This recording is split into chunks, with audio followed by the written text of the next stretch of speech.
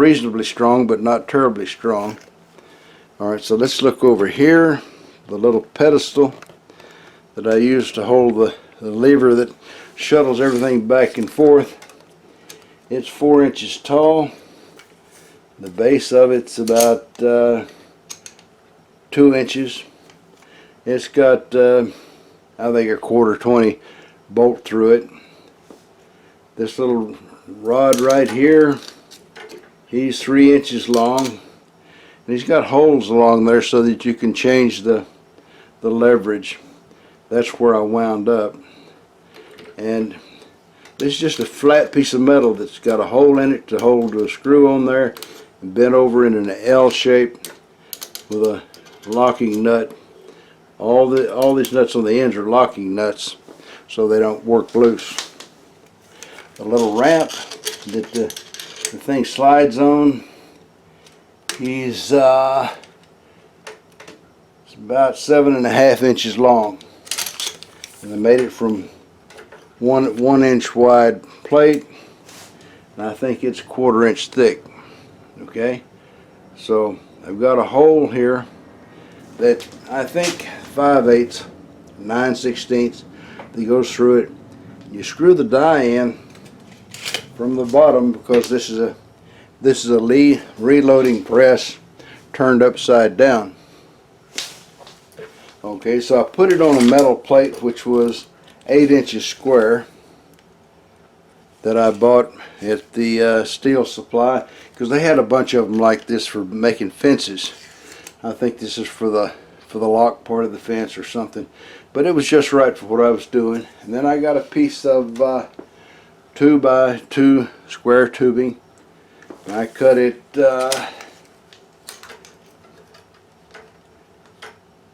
it's cut about 8.5 inches long.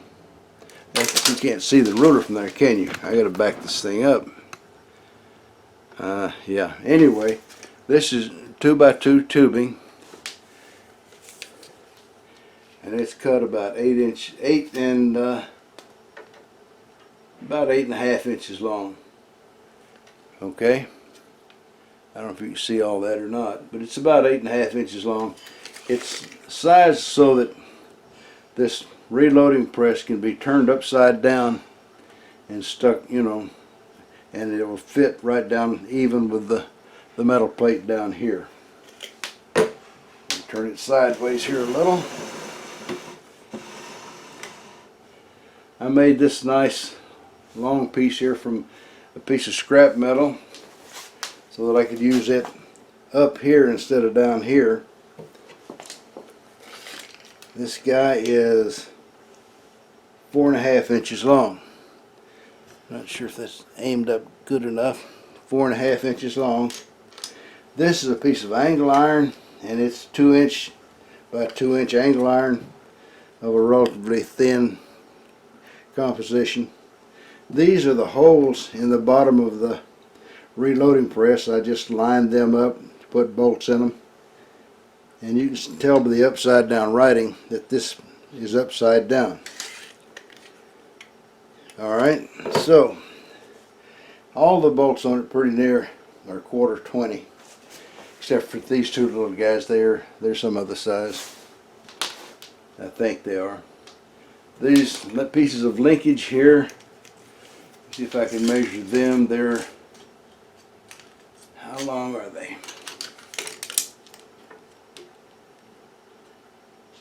They're about 3 3/4 inches long. That would put the holes for the bolts from center to center. Looks like about 3 inches apart. So these guys are 3 inches apart. This guy here, he's about 4.5 long. This bolt is right near the end of it, so there you are.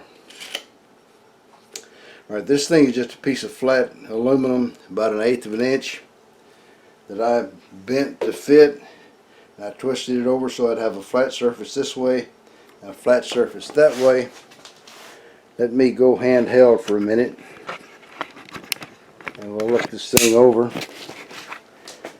and turn it around. You can see It's just a twisted piece of aluminum, and these bolts are put on here so that they won't be too tight. This is the original ram that was in. Let me turn it around toward the light. Can we see it? Yeah. This right here, this is the original ram that came with the Lee press.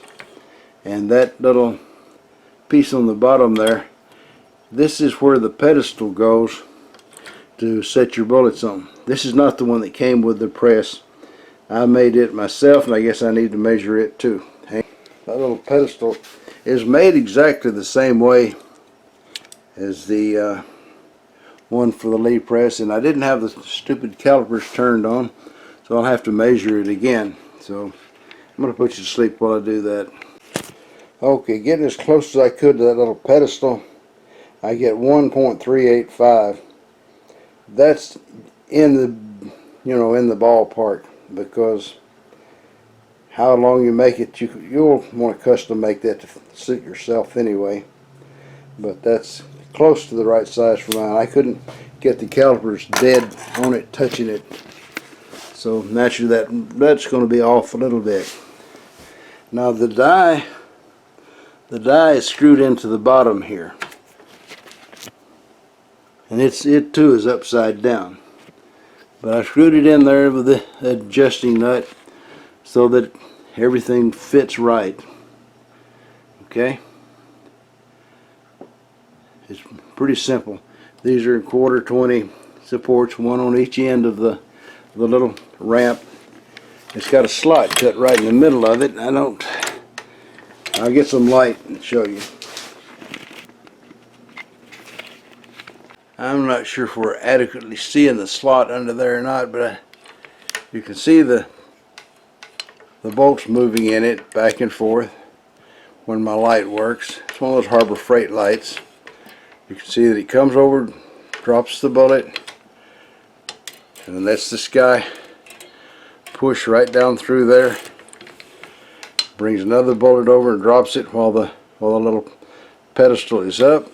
Moves out of the way, and lets me push stuff through. It's not very complicated at all. Very simple design, and yeah, you'll have to kind of adjust things a little till you get it working the way you want it. And this bar may not have even stayed straight. I don't know, but it seems to be straight enough to work. Maybe it's just my eyes. They're old. Okay, so there you are. That's the whole process of the thing. There's the lever, the shuttle. You turn it around sideways some. You can see that says Lee. It's upside down. Bolted on upside down. And it's just right to the bottom there. Fits right down against the bar. Those 4 holes in the plate were there when I bought it. I didn't make them, didn't really want them, but they were there. This hole I made so that the press could stick down through here, and the die could fit through it. Hopefully that's shown you everything you need to see. You can see that stupid light. You can see how the little pedestal's made there, and it's something you'll have to work out on your own how long you want it to be. But it just slides up in that hole there and gets retained by that little spring clip. Okay? I don't know how much more that I could explain of this thing. Here's all the different views of everything.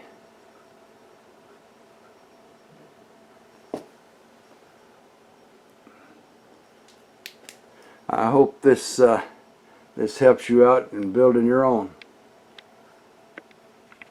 Just in case you didn't see enough of the little arm on the shuttle, I'll move. You can see that it just slides easily there, hinged at the top, And I didn't give the dimensions of that, did I?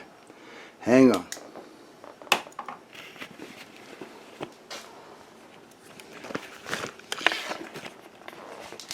Or maybe I didn't, forgot. But okay, so when I thought I was measuring this little arm for you, I had the camera turned off. So in this direction, this way, right here, is 3.2 inches. And this way, let me measure it again. Hold on. Alright, this side is 2.3 inches long this way. It's got a little slot that comes right out through the end there. The slot, I made this out of about, I think this is 1/8 inch metal. I just cut it out of a piece of 1/8 inch metal that I think was 4 inches wide. Something like that. So anyway, that's got the dimensions of that little bugger included for you. I didn't make it very wide in this direction because it doesn't need to be very wide. Okay, there you are. When Bubba and Cooter was, you know, kind of young, like in their teens and such, they didn't have a lot of experience with the world, but they got their hands on the Sears and Roebuck catalog, and they got to looking through there at all the ladies in that catalog. Bubba says to Cooter, he says, you know, there were some good-looking women there. Cooter says, yeah, they sure are. Bubba says, yeah, and look at the price. That ain't much money. Cooter says, nope, sure ain't. Bubba says, I'm going to order me one. And so Cooter says, what? He says, when she gets here, he says, you know, let me know. He says, if it works out good, he says, I'll get me one too. So they going about their business. About 3 weeks later, Cooter comes across Bubba and he says, hey, Bubba, did you ever get that gal you ordered from Sears and Roebuck? Bubba says, no. He says, she ain't here yet, but it can't be very much longer. He says, I got her clothes yesterday. Well, that's all, folks. Y'all try to subscribe if you're not already a subscriber. Leave a comment if you got something to say. And above all, remember, keep on keeping on. Bye now.